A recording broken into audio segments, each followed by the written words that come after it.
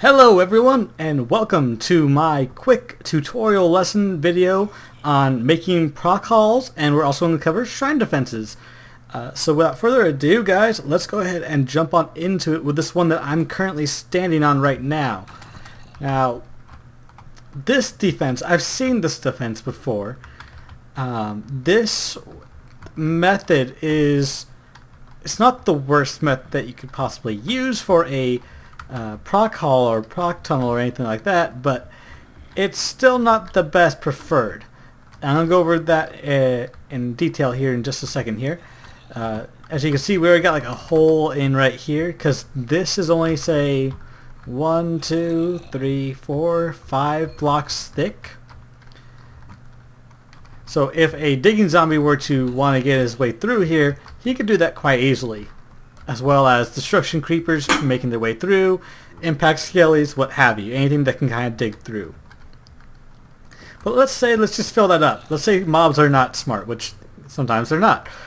Let's run through this really quick and put a quick timer on here. Got 1, 2, 3, 4, 5, 6, 7, 8, 9, 10, 11, 12, 13, 14, 15, roughly, and of course that's just me counting right there, so it might be off, might be less or more, who knows, but it's roughly about like 15 seconds to kind of get through this. So when you're doing a proc hall, you don't want to have, basically you don't want to give the mobs opportunity to kind of fortify themselves back in your shrine and kill whoever's back in there, because sometimes whoever's back in there is not the best Jimmy or the best player. Most of the time it's new people who get kind of afraid and run back there.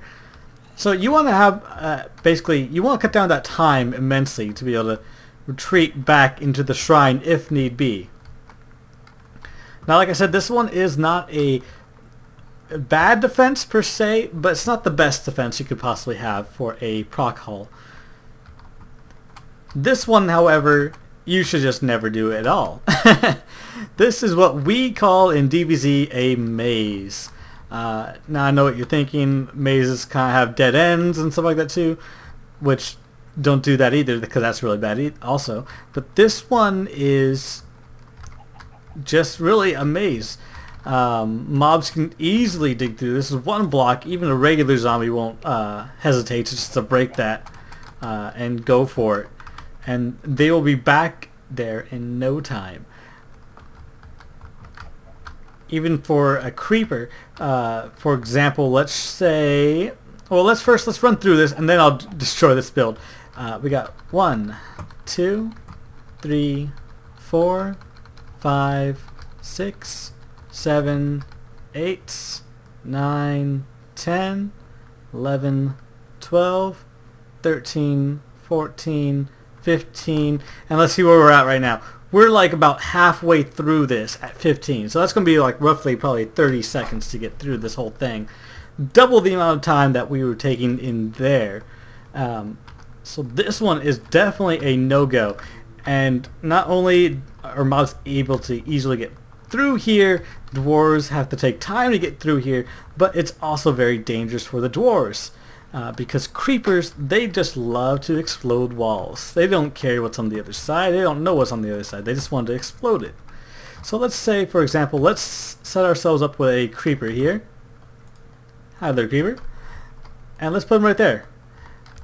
So you see right now I'm in game mode 1, so I'm in creative mode, so he's not going to do a thing to me. But let's say, okay, game mode. Oop. Game mode 0. Let's say that. And let's place the creeper there again. As you can see, I took damage. I made that hole just to basically show you guys. The hole's of course not going to be there in a actual game mode 1. In an actual game, but basically you see the reason why. That creeper just blew it up. There's a whole bunch of destruction. This is all destroyed. They already went through pretty much 2 walls right there with 1 creeper blast. And DVZ, that is much more deadly. So mazes are a no-go. Don't make a maze. I know that some of you that are watching are like, oh, I'm experienced. I know what a maze is and the difference and all that. Well, I mean, good for you. This is more or less this part right here for new players that just don't know or they think that's a good defense.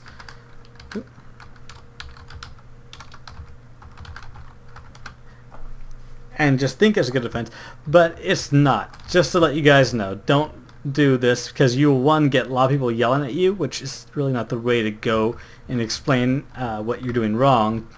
But two, this will also kill your team, and basically just mobs aren't there. There's no way for the dwarves to win, so there's no point in doing something like this. You want to basically have room to roam, room to run, which is going to that's necessarily going to bring, that's going to bring us to our second do not list of making a proc hall defense. So first one right here, turns. This one, many turns. This one right here, you can see on the top, it's all filled in. This one is roofed. You don't want a roof. Now I did this in the maze-like fashion, but this goes for any kind of proc hall or any kind of shrine defense that you may or may not do, but you do not want a roof on your halls. And the reason for that being is this. Let's say I can get past these freaking mobs everywhere. I'm just gonna light up really quick. Oh, freedom, sweet freedom. Okay. So let's say, let's get some gravel. A creeper comes by, blows up a wall or two. Gravel fall. See, that's already blocking up our way right there. Even one is just blocking up the way. And you're like, oh wait, I can go ahead and I can get rid of that fairly easily. I just, forgot, not game mode 1, or not in survival. I can go ahead. I can break that gravel pretty easily. No, honestly, you can't. Unless you are alone back here, then you probably can't, because you're going to have to try to break that through mobs trying to kill you, AIs, and you're going to have to try to break it through possibly other players trying to force their way in. And if you've ever been in a situation where you are stuck with a player and trying to go the same direction, no one's going to get through because you are going to be in each other's way essentially. So that right there is a bad idea. So let's get out of this. I don't want to be in there anymore. A little claustrophobic there. So no mazes, not so many turns, and definitely no roofs. Because these are the three things in DVZ and proc hall making that will kill your team. Or possibly you. Now let's go on to some better defenses here. Our first defense here is a standard proc hall. As you can see, long hallways, a couple turns here and there. This is what the standard is. This is what is essentially evolved from nowadays, but this was what the game started out with for defenses wise. Because you can run through this pretty quickly. I can already see the end right there. And I know I was flying around, but you can move through this pretty quickly. Roll your proc. Let's see. Let me give myself a sword here. Let's give myself an Excalibur. Let's go with that. There we go. Run through here really quickly, hitting the entire time, and proc your way through, killing many mobs and protecting your shrine. Now, this standard proc hall is a good idea, and it's definitely not bad, but I've also seen improvements done to these types of proc halls. First one right here is going to be this double wide. As you can see, the whole hall itself is double wide. It's the same kind of look as that for the most part, just 2 blocks wide, or 1 block wider. Still run through it pretty quickly, keep on procking. Now the thing with this one that I like is it gives you a lot more room to proc without getting in someone's way. Meaning that you can roll a proc for a longer time and a longer duration because you don't have another player like right in your way blocking you from hitting anything. The downside now to this proc haul is mobs can also get easily by as well, either with a leap or a or just sneaking by, or even if they want to vine their way over kind of thing. They can easily get past this. Say that there's a dwarf and he's sticking to like the right hand side here. He's gonna go over here, trying to proc, and okay, and he procs all the way out the side. Now say I'm a mob, I'm just gonna stay on this side, hope that he hits everything over there, doesn't look at me, and try to rush on past. If need be, maybe do a little leap over and just like jump him completely before he has time to react. So the 2 wide is a good idea. It's got its like good parts and its bad parts, of course. Same thing with this one. So what I've done for my own personal preference of making a proc haul is I have combined these 2 ideas into one, which is this result right here that you see. Now for this one, you notice I got some glass. You can kind of see some torches roaming around in there. This one I have, and you can see the bedrock down below. This one I have made specially just so I can show you another trick as well. But let's see first right here. Let's go through, bam, and bam. Now my reasoning for this is that mobs won't be able to maneuver so easily in a 1 wide as they will in a 2 wide. And then there's a 2 wide part so that dwarves can easily proc around as well too. This will hopefully increase proc durations for players and make a much harder time to deal with for mobs. Now let's get into why there is glass in this one. Now the glass, everything that is blue right now is to simulate the blue stone brick. So keep that in mind while we're taking a look at this. Now as you can see right there, you can see some torches hidden right there. That is because my method is I like to hide torches in my proc halls so that mobs can not get any kind of fury and dwarves don't need to waste their own torches or need any extra lights. Now this way I go about this usually is I'm going to go ahead and break this glass, and I'm going to break that one as well, is I will go 1, 2, 3, 4th block in, place a torch, and then go 2 spots over from the 3rd block in and place another torch. To kind of show you how it looks without the glass.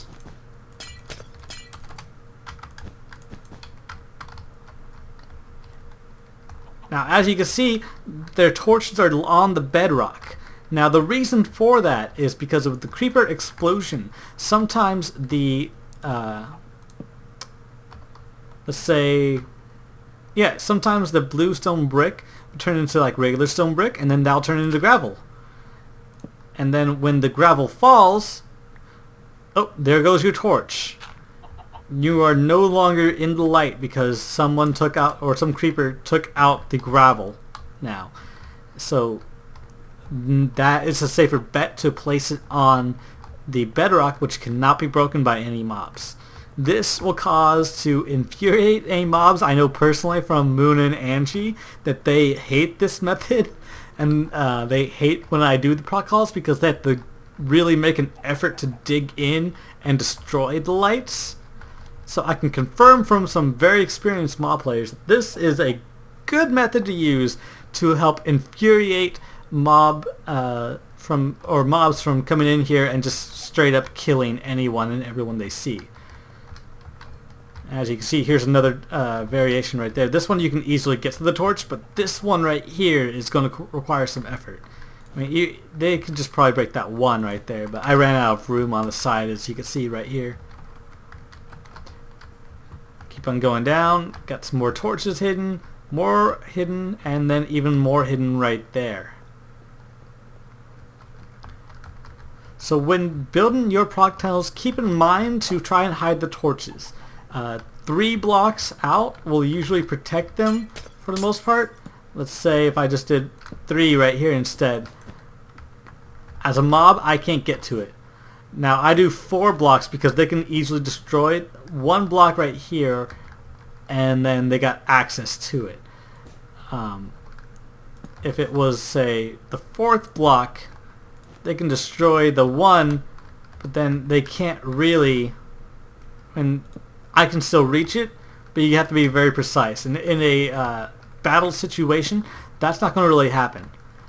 And then even if they do get this one, they're not going to get this one on the side here without some extra effort.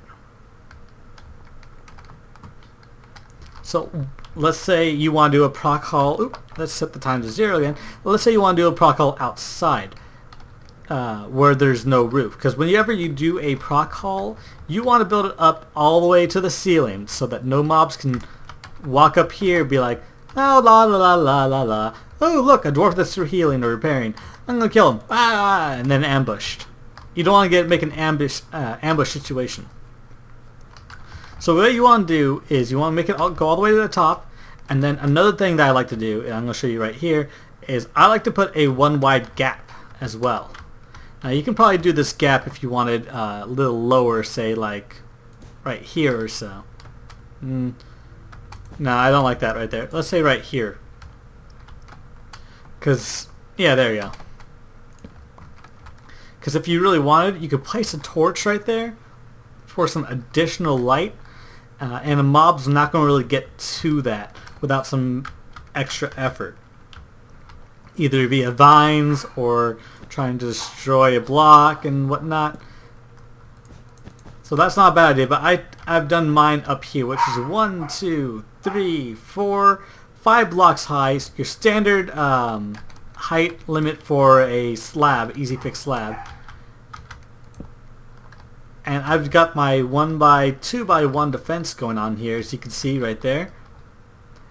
And we've got the hidden torches up here at the top now. Now you're probably asking and wondering, why is there that 1 wide gap? Well, that is to prevent any vine skeletons from climbing their way up and then perhaps making their own little cubby up here that they can kind of just shoot down at whatever they want. Blah blah blah blah blah, or even just like digging further this way like that.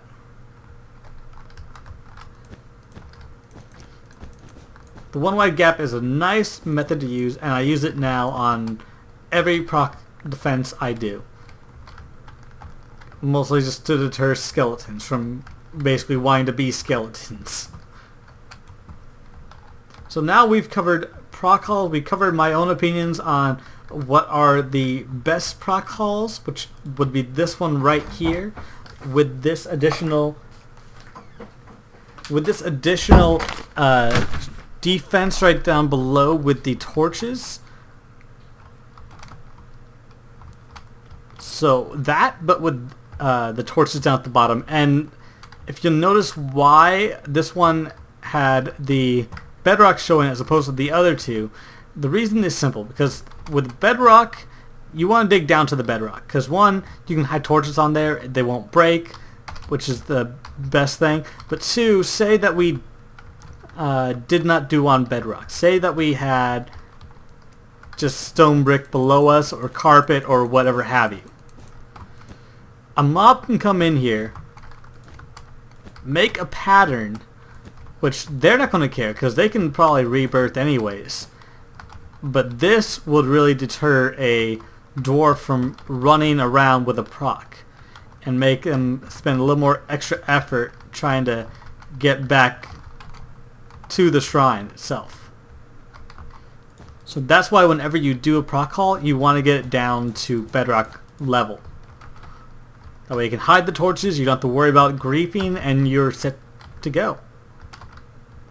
So now that we've covered proc halls and proc defenses like that, we're going to go ahead and go on to shrines. Now, this one's of course not high enough because this one was just a practice one I made. I'm not very efficient with world edits, so I just do copy and paste for the most part. Most of this is built by hand, but here we go. So we're going to go with our standard shrine right here. Now, standard shrine, you notice that there's glass down there. The glass is to indicate the protection zone. So, or the permission zone, I would say. So, permission-wise, you would not be able to build right here in this area. Oop. And I say that I keep building. Which is a good standard defense. This is the basic shrine box that you will most likely see in most games. Now, what I like to do though instead is let's take our wand here. Let's go first position there, second position. Let's take out this. Let's go ahead and cut that. Let's see, where's the glass at? Let me get my glass again. There we go. And let's go ahead and cut that. And cut that. Let's quickly fill that up. Oop. Hi, guy.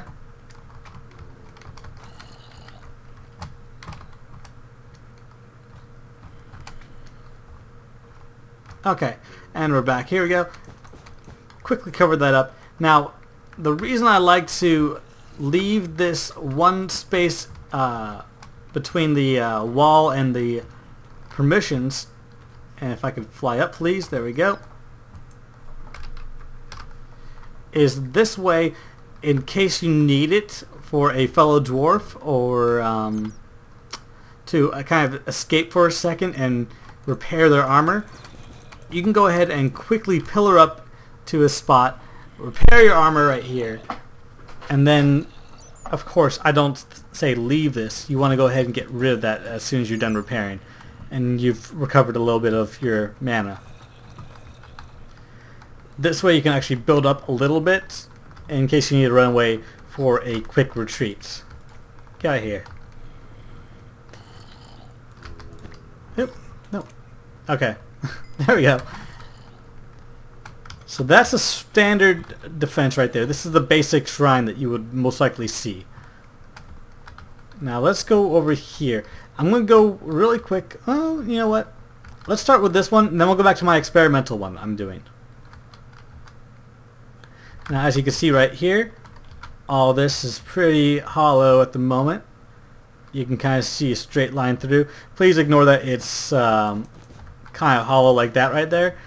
I'm not proficient at World Edit. That's why you don't see me making any maps.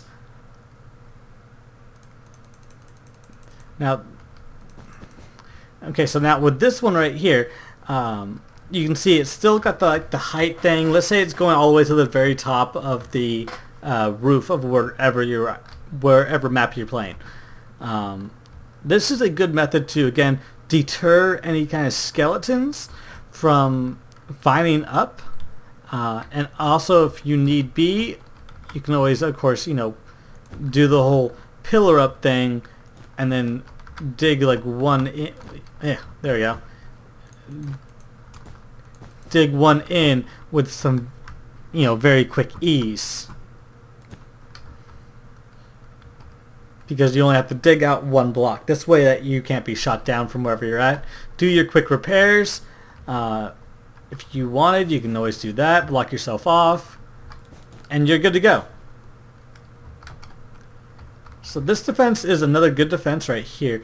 The only thing I don't like about it is I just don't like that it is completely hollow, because let's say someone vines up, but they vine up from outside here. I mean, they can't really see the dwarves inside, but they can easily break one block, and then if they want to make the effort, work their way in here.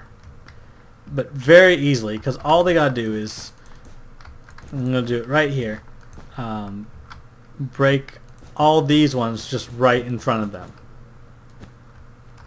which is gonna be like, what, say 1, 2, 3, 4, 5, 6, 7, 8, and including the 9th one they had to break up here in the first place. 8 blocks in, and then they're good to go. Oop, why am I not flying? Okay. Hi guys. Hi. They're just chilling. Oop. So what I've done is I have my own method on this to fix this and make it a little more difficult for mobs, which is, it's pretty much the same thing, but as you can see from looking on the outside right here, we got what we did for our proc halls, where we've kind of got the whole thing down here filled in and leaving a one wide gap like so. And this way Dwarves can still climb up here if they wanted to quick defense, but if a skeleton wants to work his way in, he's going to have to go through double the amount of blocks that will take to go through something like that, because they got to build or dig the one below and the one above. Now this is the defense that you typically would want to have. This is the best defense in my opinion at the moment for your shrine. And again, you want to build it one space away from your permission so that you can pillar up. Alright, and with that, let's move on to my experimental shrine I've been working on. And I believe that will just about cover almost everything we have. We have one more thing to talk about though before, but let's go ahead and take a look at this. Now I have done this once in game already with the help of some other players. Kirtland, I believe, I'm not sure if Emma Cakes was assisting with this as well. And I'm sorry if I'm forgetting names, but a lot of really cool dudes. A lot of names I recognize and I would trust with making a shrine or a proc hall defense. Now what I did right here, this is the one I did on this side, where I basically just kind of made like a pattern like this, a one gap wide pattern all the way around. Now I know if you're staying right here, you can easily kind of shoot in at any dwarves, what have you. That's why you take out the carpet or whatever blocks are below. This way they can still jump into it, but they have to make more of an effort on aiming. But you know, I didn't even like to have that possibility, and when I made this I realized that. Look, our shrine's floating. Hi. So I didn't even like the idea that a skeleton could do that. And again, it wouldn't be that hard for a mob to kind of just break their way through on the top like that. Of course, they wouldn't get up any higher to get any kind of height advantage on you, but I just didn't like the idea in general. So I improved upon it. Now this one is untested though. I have not yet done this in a game, in the actual scenario, but I am eager to try it out. And that is essentially making this all filled in with the one wide gap. Kind of like it looks kind of like an apartment kind of thing, apartment complex. Now, I don't know if this will be efficient or not, but with this, you can see mobs are not going to be able to shoot in from right there. I mean, the possibility is they might break that and then go up levels or so. But again, without actually testing it, I don't know how effective it will be, or if it's even worth the effort for mobs to go ahead and do that. But yeah, that's my experimental one right there. Now, if anyone has their own kind of defenses or ideas that they would like to try out or like to see tried out, I am more than willing to give them a shot, see how they work, test it out. Most people usually trust me with making the proc halls and the final shrine defenses, so I don't doubt I'll be able to get help on making this. Even if I explain that it might not work out to begin with. Of course, if it's like a bad idea blatantly, I'm not going to do it. But if it has some promise, then I will definitely give it a shot. Now, the final thing that we're going to do, and I'm going to quickly show you in my Majesty's Castle build that I unfortunately did not get to complete because I was a little overconfident and I thought I could make this all myself. I unfortunately ran out of time, so I could not do this. You see, oh, hi Pause. Hi Shay. So we're going to show a quick defense in the actual building right here. Now when you want to do, first thing you want to do when you're making your proc halls or your final shrine is you want to take out all this first. And no, you don't want to do that. What you want to do is you want to lay out your foundation first.